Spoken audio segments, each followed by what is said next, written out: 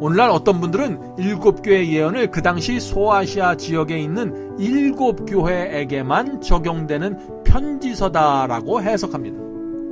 7교회에게 보내는 글은 편지이지 예언이 아니라는 말을 하고 있는 것입니다. 그러나 그런 해석에는 문제가 있습니다. 왜냐하면 그리스도께서 사도 요한에게 7교회에 대한 말씀을 주시면서 이것은 미래에 대한 계시라고 분명하게 말씀하셨기 때문에 그런 것입니다. 자, 계시록 1장 19절에 그 말씀이 있습니다. 네가 본 것과 사도 요한이 본 것과 과거죠. 이제 있는 일과 현재를 말한 것입니다. 장차 될 일을, 미래에 있는 일을 기록하라.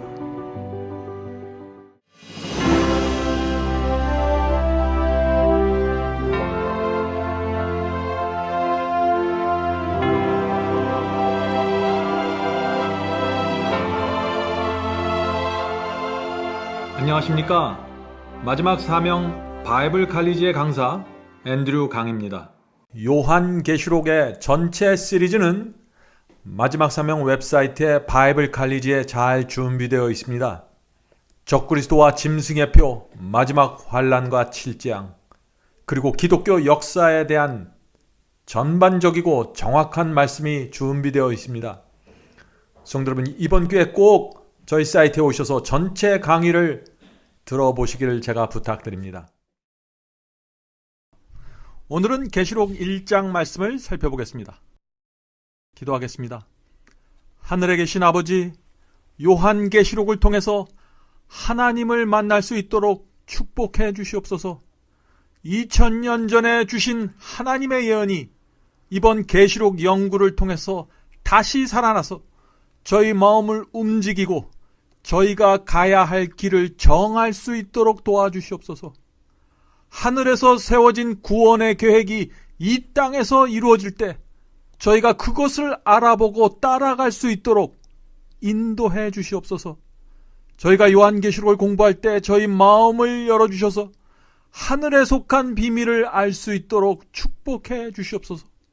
성령을 보내주셔서 저희를 진리로 인도해 주시기를 예수 그리스도의 이름으로 간절히 기도드립니다.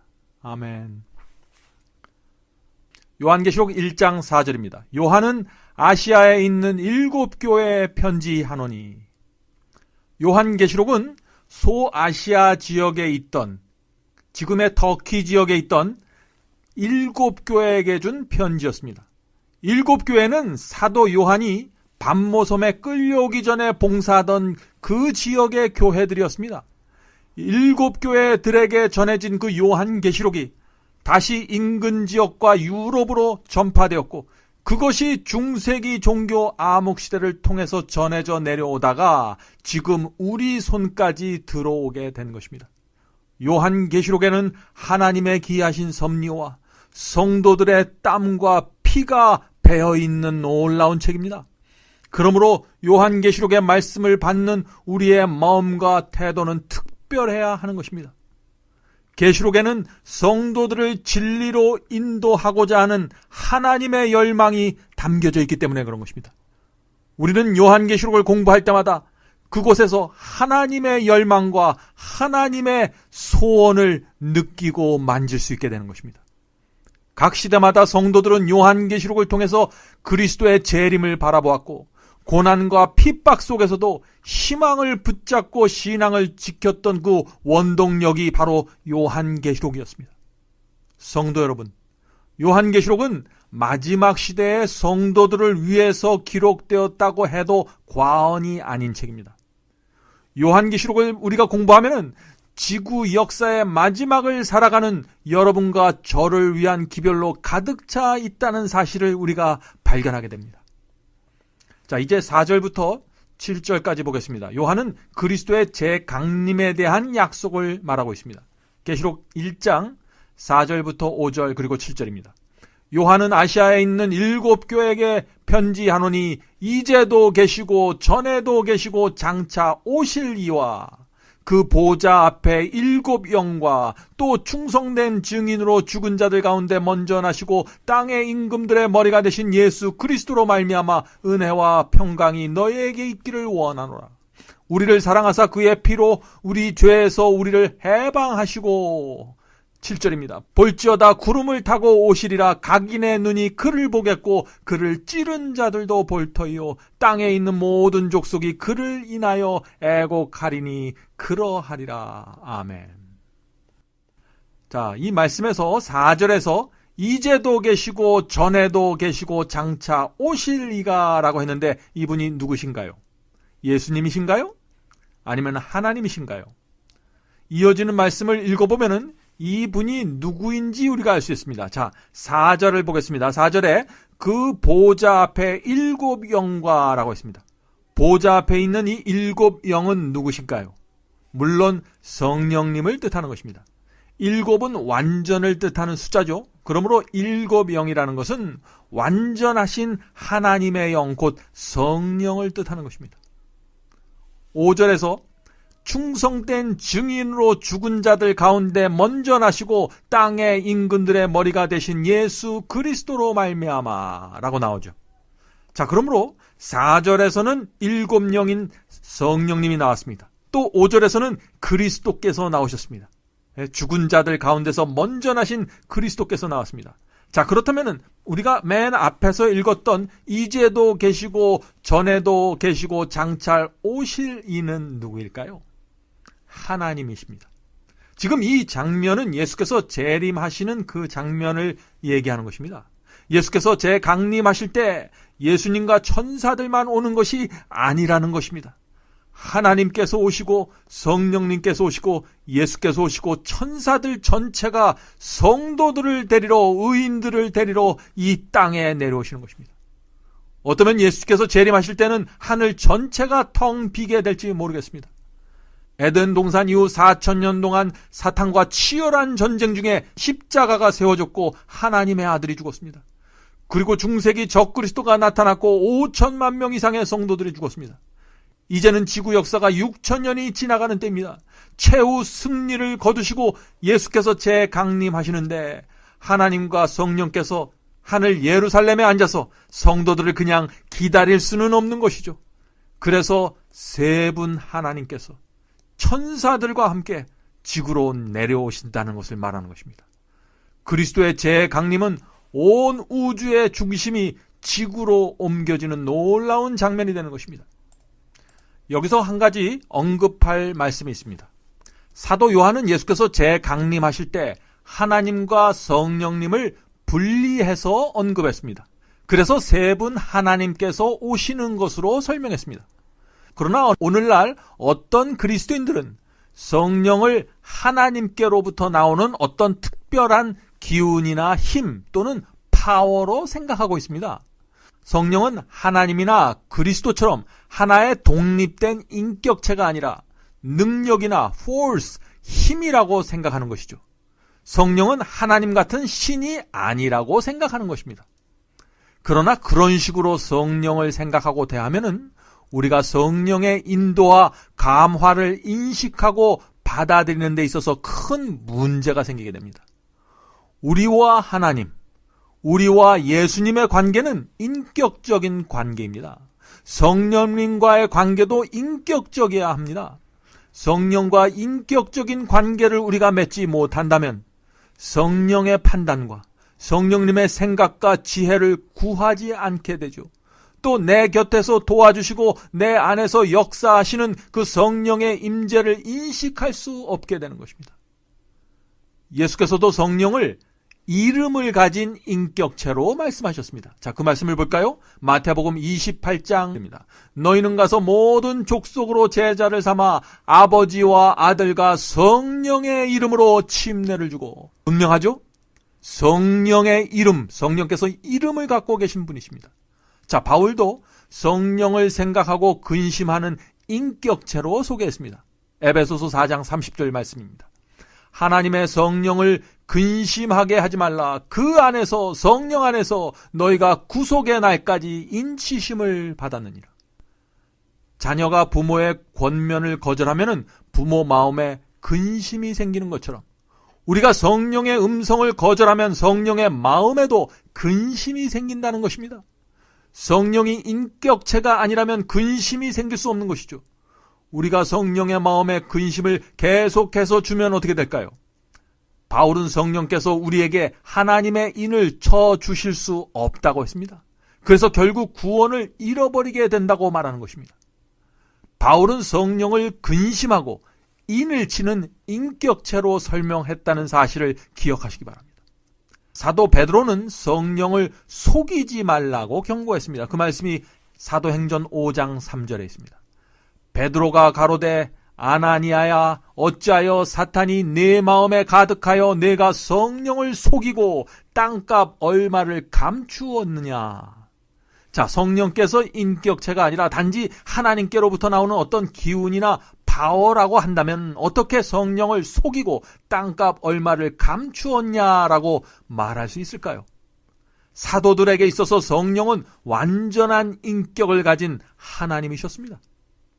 자, 계시록 1장 6절로 넘어가겠습니다. 계시록 1장 6절입니다. 그의 아버지 하나님을 위하여 우리를 나라와 제사장으로 삼으신 그에게 영광과 능력이 세세토록 있기를 원하노라. 아멘.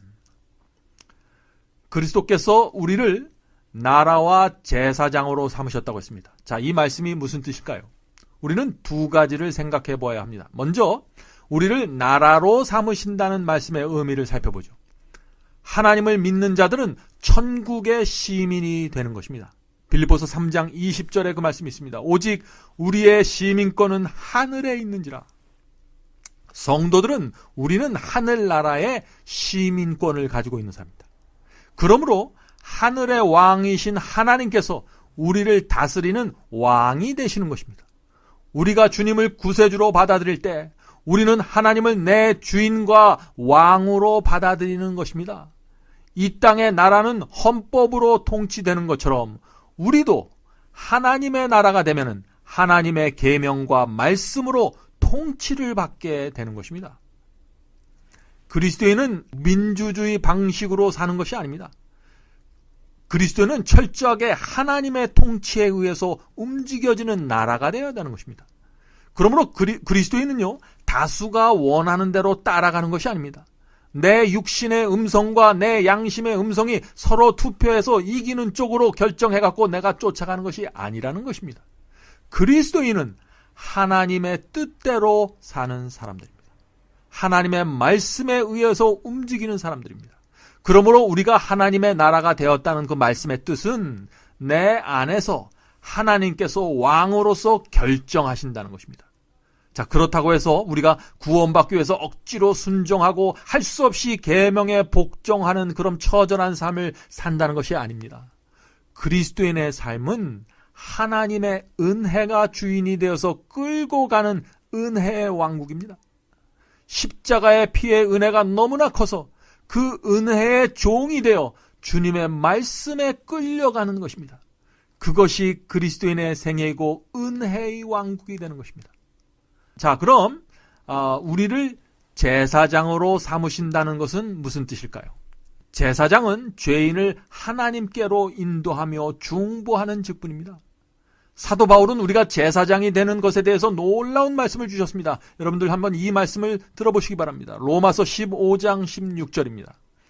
이 은혜는 곧 나로 이방인을 위하여 그리스도 예수의 일꾼이 되어 하나님의 복음의 제사장 직무를 하게 하사 이방인을 제물로 드리는 그것이 성령 안에서 거룩하게 되어 받으심직하게 하려 하심이라. 제사장은 양을 제단 위에 놓고 태우는 일을 하기 때문에 바울은 우리도 복음의 제사장이 되어 영혼들을 제물로 드려야 한다고 말하는 것입니다. 성도 여러분, 바울이 생각하는 제사장의 직분은 잃어버린 영혼을 찾아서 성소의 제단의 제물로 바치는 것을 말하는 것입니다. 바울은 영혼을 성소까지, 교회까지 인도하면 제사장 직분이 끝난다고 말하지 않았습니다. 바울은 영혼을 제단 위에 바쳐야 한다고 말했습니다. 왜 영혼을 제물로 바치는 그 지점까지 인도해야만 할까요? 왜냐하면 단순히 교회로 들어오는 것만으로는 구원받을 수 없기 때문입니다. 바울은 일평생 동안 전도의 삶을 살았던 사도입니다. 바울의 전도를 통해서 많은 이방인들이 초대교회 안으로 들어왔습니다. 그런데 바울은 교회 안에 들어온 신자들이 세속의 시험을 받고 넓은 길을 따라가다 흔들려 떨어져 나가는 모습을 많이 보았던 것입니다.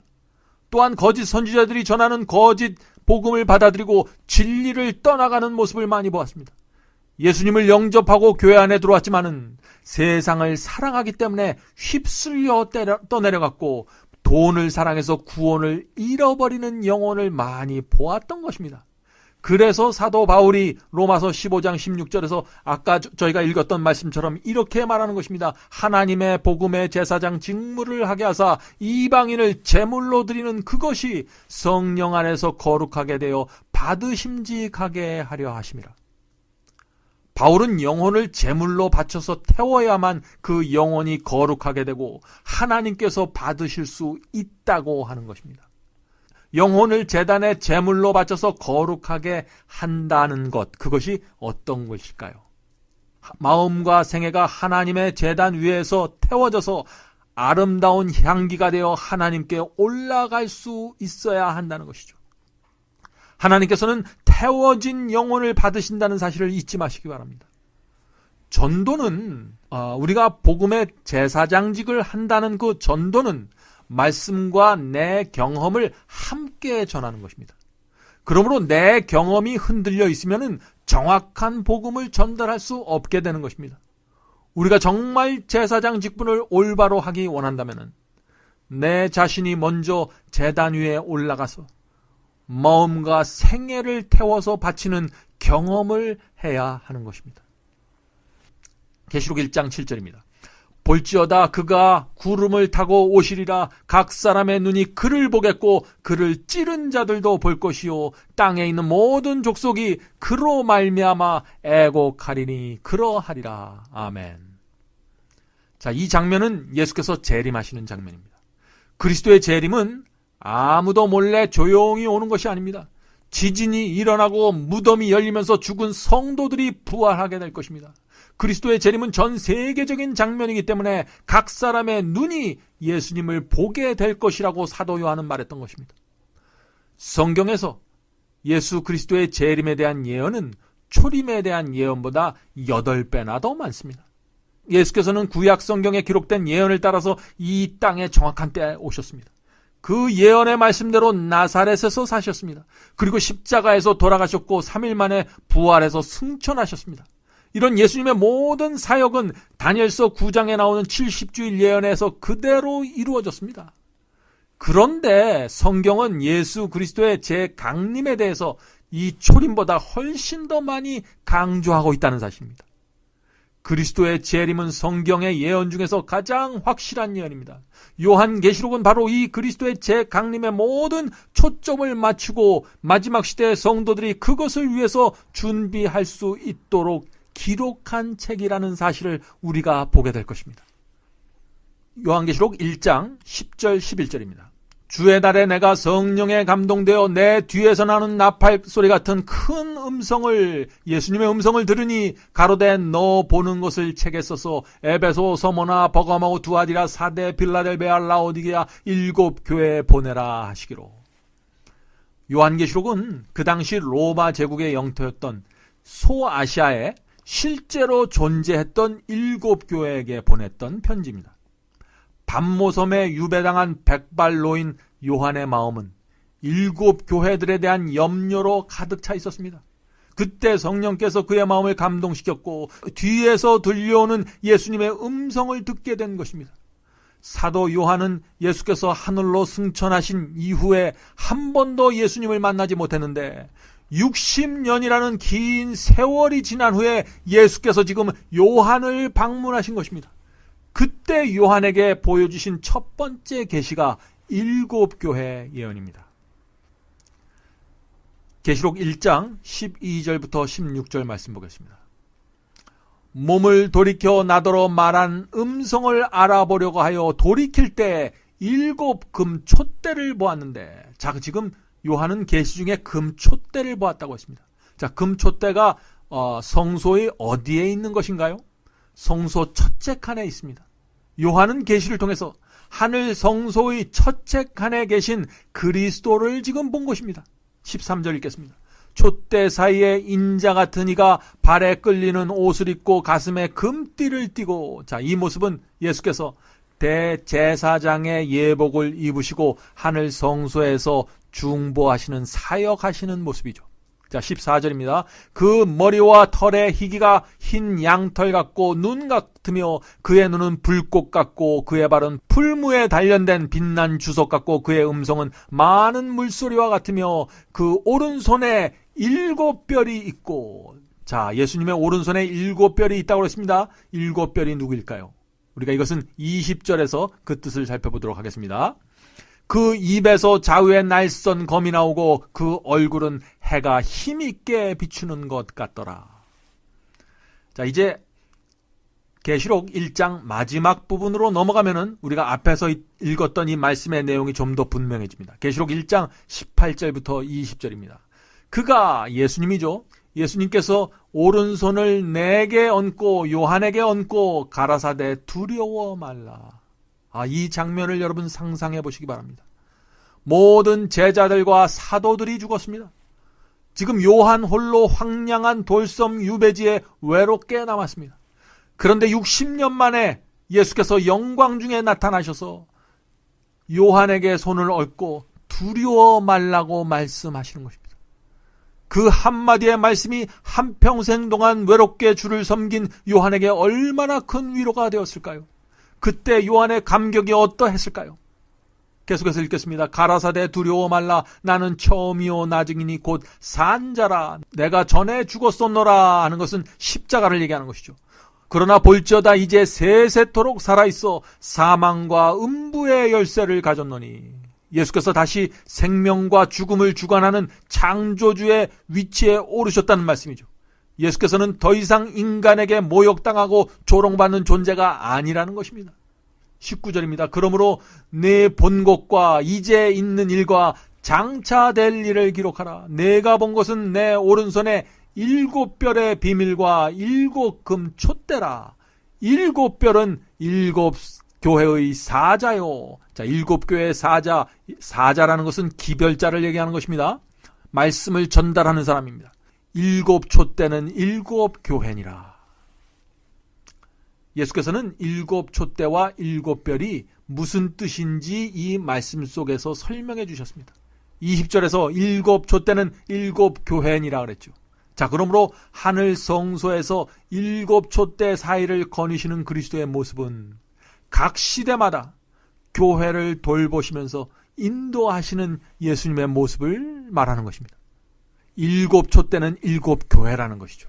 자, 그런데 교회를 돌보시는 예수님의 오른손에 7별을 붙잡고 있다고 했습니다.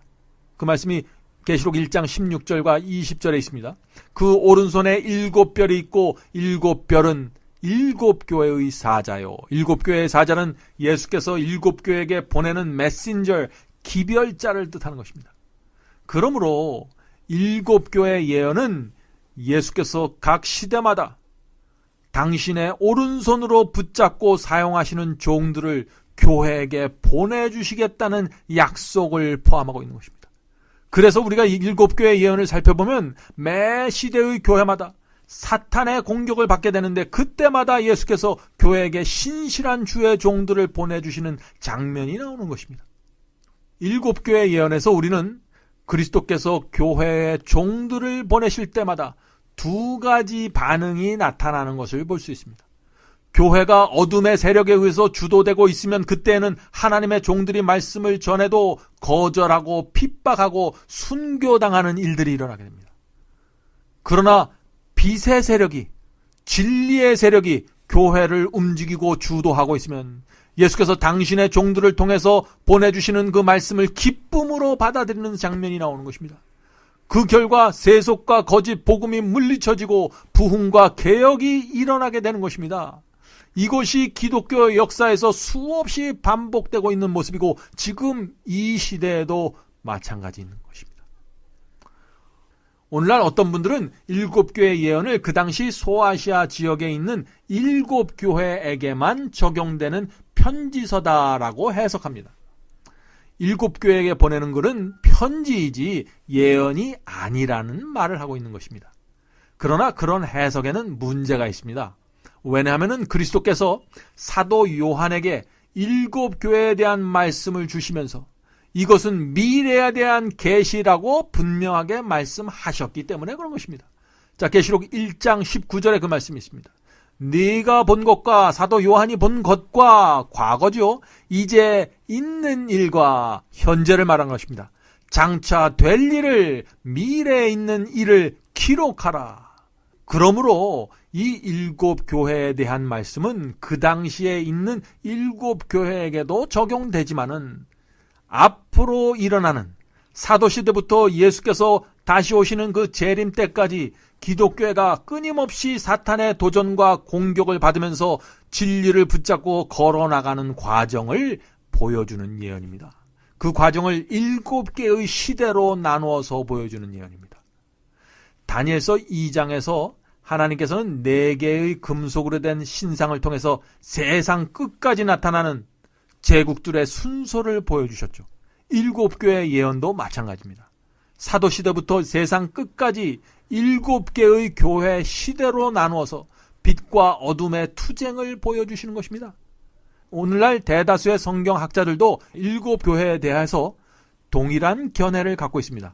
자, 우리 그 견해를 한번 살펴볼까요? 윌리엄 맥커렐 박사가 있습니다. 교회에게 보내는 그리스도의 일곱 서신이라는 책에서 그는 이렇게 기록했습니다. 일곱 교회에게 보낸 사도 요한의 서신을 그 당시 즉 1세기에 존재했던 일곱 교회에게만 적용시켜서는 안 된다. 왜냐하면 그 편지들은 예언적인 내용을 담고 있기 때문이다. 일곱 교회에게 보내는 서신은 기독교의 역사를 7개의 기간으로 나누어서 설명하고 있으며 아울러 7으로 나누어진 각 시대마다 특징적으로 나타나게 될 교회의 상태를 묘사하고 있다. 자, 분명하죠? 또 하나 읽어보겠습니다. 캠브리지 바이블입니다. 일곱 교회는 세상에 있는 하나님의 거룩한 교회를 대표한다. 사도 요한이 일곱 교회에게 보낸 편지는 각 시대마다 교회의 영적 상태와 도덕적 수준이 어떻게 변천하여 나갈지를 분명하게 보여주고 있다. 자, 한 가지 흥미로운 사실은요. 일곱 교회 예언은 각 시대의 교회마다 공통된 구조와 흐름을 가지고 설명하고 있다는 것입니다. 각 시대의 교회마다 4가지의 특징이 반복해서 나오는 것입니다. 자, 첫 번째 특징은 각 시대의 교회 이름을 말할 때마다 그 시대를 대표하는 특별한 의미와 경험이 그 교회 이름에 포함되어 있다는 것입니다. 예수께서 에베소, 서모나, 버가모, 두아디라, 사데, 빌라델베아, 라오디게아 교회라는 그 이름이 갖고 있는 그 의미를 통해서 그 시대, 각 시대의 교회 형편을 보여주신 것입니다. 그것은 하나님의 놀라운 지혜죠. 우리가 7교회 예언을 살펴볼 때 이 말씀의 의미를 여러분들이 더 정확하게 이해하게 될 것입니다. 자, 두 번째 특징은 각 시대 교회마다 예수께서 주시는 칭찬이 있고 책망이 나오는 것입니다.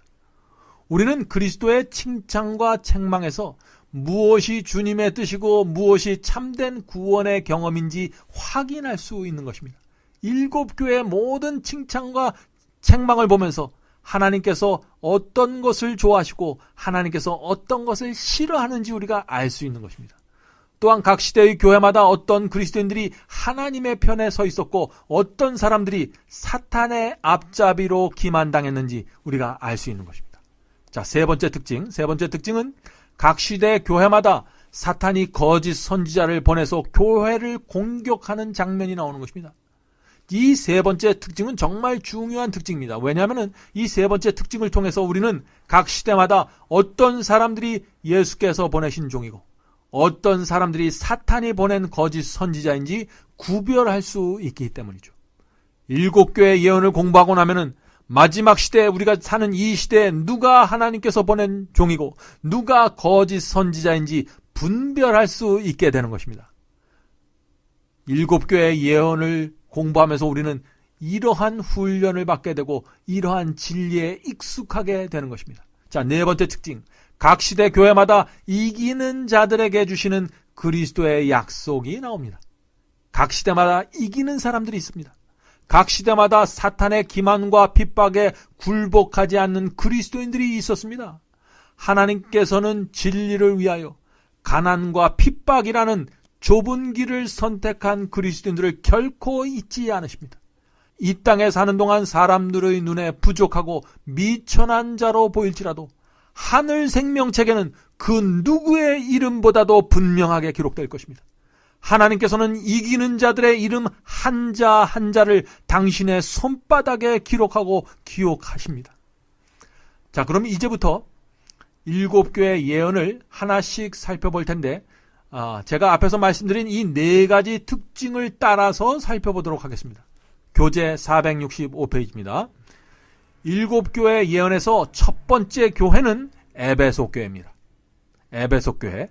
자, 에베소 교회는 사도 시대의 교회를 뜻하는 것입니다. 초대 기독교회이죠. 그러므로 에베소 교회는 서기 1세기의 교회입니다. 자, 계시록 2장 1절부터 7절에 에베소 교회에 대한 말씀 전체가 나옵니다. 그 말씀 전체를 읽겠습니다. 에베소 교회의 사자에게 편지하기를 오른손에 7뼈를 붙잡고 7 금초대 사이에 다니시는 이가 가라사대. 자, 예수께서 7 금초대 사이 성소에서 왔다 갔다 하시면서 교회를 돌보시는 모습이죠. 이 말씀 다음부터 에베소 교회에 대한 예수님의 칭찬이 이어집니다. 자, 어떤 칭찬이 나오는지 한번 보죠. 내가 네 행위와 수고와 네 인내를 알고 또 악한 자들을 용납지 아니한 것과 자칭 사도라 하되 아닌 자들을 시험하여 그 거짓된 것을 내가 드러낸 것과 또 내가 참고 내 이름을 위하여 견디고 게으르지 아니한 것을 아노라. 그러나 너를 책망할 것이 있나니. 자, 책망의 말씀이 또 나오죠. 너의 처음 사랑을 버렸느니라. 그러므로 어디서 떨어진 것을 생각하고 회개하여 처음 행위를 가지라. 만일 그리하지 아니하고 회개치 아니하면 내가 내게 임하여 내 촛대를 그 자리에서 옮기리라. 오직 내게 이것이 있으니 내가 니골라당 행위를 미워하는도다. 자, 니골라당이 나옵니다. 이것이 에베소 교회를 향한 사탄의 공격이었습니다. 계속 읽겠습니다. 나도 이것을 미워하노라. 귀 있는 자는 성령이 교회들에게 하시는 말씀을 들을지어다.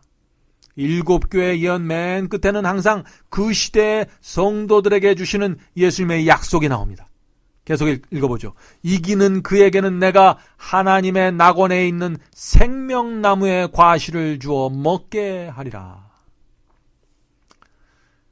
자, 먼저 에베소라는 그 이름의 뜻을 살펴보겠습니다. 이 에베소 교회에서 이 에베소라는 이름은 바람직한, 흠모할 만한 이라는 뜻을 가지고 있습니다. 이 이름이 의미하는 것처럼 에베소 교회는 사도행전에 나오는 오순절 성령이 퍼부어진 교회였습니다. 신약 성경을 기록했던 교회였습니다.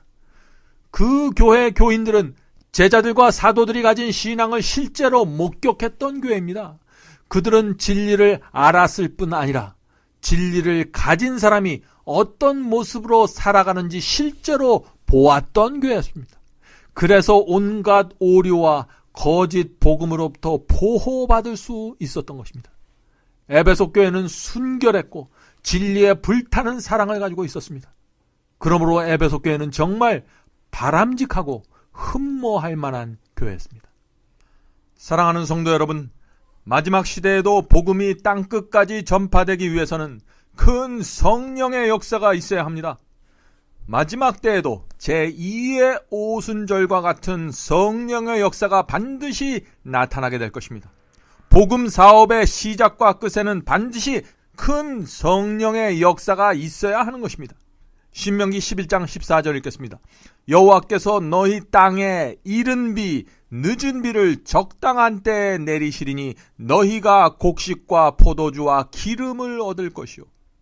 이른 비는 씨를 뿌리고 싹을 틀 수 있기 위해서 필요한 비이고, 늦은 비는 열매가 결실을 맺고 추수하기 위해서 꼭 필요한 비가 되는 것입니다. 성령의 역사에도 이른 비가 있고 늦은 비가 있는 것입니다. 이른 비는 복음의 씨를 뿌리고 파종할 때 필요한 성령의 역사입니다. 그래서 사도시대에 오순절 성령이라는 이른 비의 역사가 있었던 것입니다.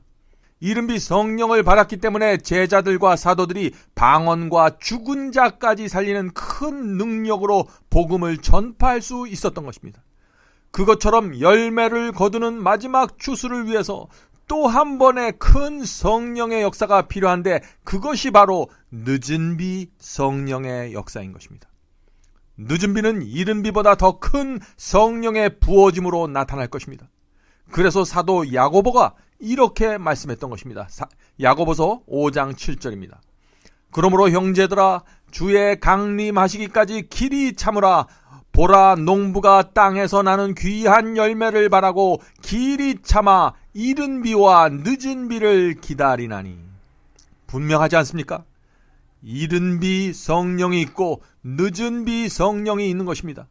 12제자와 다락방에 모였던 120명의 성도들에게 이른 비 성령이 부어져서 온 땅에 복음의 씨앗이 파종되었던 것처럼, 마지막 때에도 하나님께서 준비하신 백성들에게 늦은 비 성령이 부어져서 마지막 추수를 큰 능력을 가지고 마치게 될 것입니다. 마지막 때 늦은 비 성령을 받는 성도들에 의해서 세상 복음 사업이 마쳐지고 예수께서 재강림하시게 될 것입니다. 그렇다면 마지막 때 어떤 성도들이 그 늦은 비 성령을 받게 될까요? 성도 여러분, 에베소 교회를 보면 알 수 있습니다. 오순절 성령을 받았던 에베소 교회의 그 복음과 신앙을 깊이 살펴보면 어떤 성도들이 마지막 때 제2의 오순절 성령을 받게 될지 분명하게 보이는 것입니다. 지금은 그러므로 늦은 비를 받기 위해서 준비해야 할 때입니다. 자, 이제 에베소 교회에 대한 그 예수님의 말씀을 하나씩 살펴보겠습니다. 먼저 칭찬을 보겠습니다. 계시록 2장 2절. 내가 네 행위와 수고와 네 인내를 알고. 예수께서는 에베소 교인의 삶을 알고 계셨습니다. 예수께서는 에베소 교회 교인들의 행위와 수고와 인내를 칭찬하셨습니다. 왜냐하면 에베소 교회는 로마 제국 황제의 핍박 속에서도 지칠 줄 모르는 열심과 수고로 일하는 교회였기 때문입니다. 에베소 교회 성도들은 가난과 핍박 속에서도 성경 말씀을 그대로 순종하기 위해서 생애를 바친 사람들이었습니다. 오늘날 현대 기독교회는 이 점에 있어서 큰 부족함을 드러내고 있는 것입니다. 오늘날 우리의 신앙은 너무나 편안하고 너무나 행위와 수고와 인내가 없는 신앙인 것입니다. 너무나 편하고 쉬운 구원을 사람들에게 나눠주고 설명하고 있는 것입니다. 그래서 누군가 행위와 수고와 인내를 강조하면 어떻게 되나요? 사람들이 다 율법주의라고 비난을 하죠. 그러나 초대교회 신앙은 행위와 수고와 인내를 강조하는 신앙이었습니다. 예수께서는 바로 그런 신앙을 칭찬하셨던 것입니다. 자, 계속해서 예수님의 칭찬을 살펴보죠. 계시록 2장 2절입니다. 또 악한 자들을 용납지 아니한 것과. 예수께서는 에베소 교회가 악한 자들을 용납하지 않는 것을 칭찬하셨습니다. 자, 악한 자가 누구입니까? 행위와 수고와 인내의 신앙을 무시하고 교회의 표준을 떨어뜨리고 세속을 교회 안에 가지고 들어오는 자들이었습니다. 에베소 교회들은 그런 자들을 용납하지 않았기 때문에 예수께서 칭찬하셨던 것입니다. 교회에서 악한 자를 용납하지 않는 것은 쉬운 일이 아닙니다. 왜냐하면 교회에서 악한 자를 용납하지 않기 위해서 교회의 표준을 떨어뜨리고 교회의 세상을 갖고 들여오는 사람들을 위해서 말을 하고 설교를 하면은요, 인기를 잃어버리고 사랑이 부족하고 까다롭다는 말을 들을 수 있기 때문에 참 어려운 일입니다. 그러므로 악한 자를 용납지 않은 일은 아무나 할 수 있는 것이 아니라 자신의 평판과 인기를 그리스도의 십자가에 못 박은 사람들만 할 수 있는 것입니다. 악한 자를 용납지 않는 일은 자기를 사랑하는 대신에 하나님의 말씀과 영혼을 사랑해야만 할 수 있는 것입니다. 7교회의 예언을 살펴보면 그 속에 저와 여러분의 모습이 보이는 것입니다. 7교회의 예언은 현대 기독교회가 갖고 있는 모든 문제들을 들추어내서 우리에게 보여줍니다. 우리는 7교회의 예언을 통해서 하나님의 뜻을 더욱더 분명하게 보게 되고 그분께 더 가까이 나가게 되는 것입니다. 이제 기도하겠습니다. 하늘에 계신 아버지, 하나님의 예언을 살필 때 저희 편견과 고집이 깨어지고 진리를 있는 그대로 볼 수 있도록 도와주시옵소서. 주께서 저희를 불쌍히 여겨주셔서 도와주지 않으시면 저희가 말씀을 들어도 알 수 없고 말씀에 순종할 수도 없습니다. 오늘도 성령께서 저희의 발걸음을 인도해 주셔서 그리스도의 손을 잡고 살아갈 수 있도록 축복해 주시옵소서. 하나님의 예언을 본 성도처럼 큰 마음을 갖고 멀리 보면서 살아갈 수 있도록 도와주시옵소서. 예수 그리스도의 이름으로 간절히 기도드립니다. 아멘. 성도 여러분 모두를 바이블 칼리지에 초청합니다. 여러분의 핸드폰에 마지막 사명 앱을 다운 받으시면 누구나 바이블 칼리지를 들으실 수 있습니다. 누구든지 원하는 시간에 오셔서 강의를 들으실 수 있습니다. 물론 무료로 들으실 수 있습니다. 다양한 주제의 강의가 이루어집니다. 기독교 역사와 수많은 교파들이 나누어진 이유와 배경에 대해서 말씀드립니다. 또 천주교와 개신교의 차이점을 살펴봅니다. 로마서, 갈라디아서, 예정론, 7년 환란과 이스라엘 제3성전, 성령을 받는 방법, 참된 방언이란 무엇인가, 참된 거듭남과 중생의 경험, 이런 주제들로 기독교인들이 꼭 알아야 할 문제들을 다루게 됩니다. 성경절 하나하나 찾으면서 설명해 드리기 때문에 새로 신앙을 시작한 분들도 누구나 쉽게 분명하게 이해할 수 있습니다. 제가 최선을 다해 설명해 드립니다. 이번 기회에 여러분의 신앙을 말씀의 반석 위에 세우게 되길 제가 간절히 바랍니다. 그럼 바이블 칼리지에서 여러분을 찾아뵙겠습니다. 감사합니다.